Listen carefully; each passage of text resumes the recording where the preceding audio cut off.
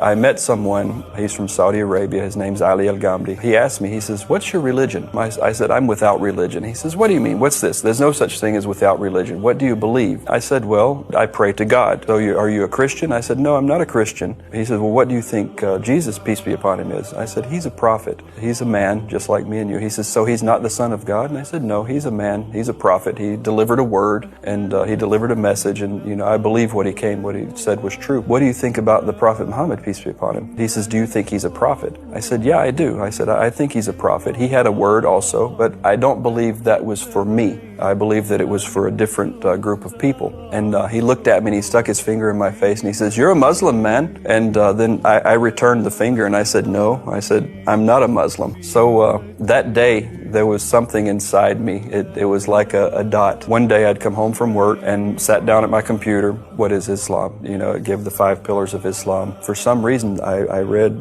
La ilaha illallah Muhammad Rasulullah, make hajj, to fast, to pay zakat, to pray. And I said, I believe that. Every pillar that I read, it was like something had opened. I can't explain it. It was like if my heart was being painted or a light was opening inside me. Then once I had finished reading all the 5 pillars, I knew that I couldn't go any other direction. That was the only direction that I could go. I went to the bathroom. I took my shahada in a bathroom. I washed myself in the bathroom, and then from that point I started praying.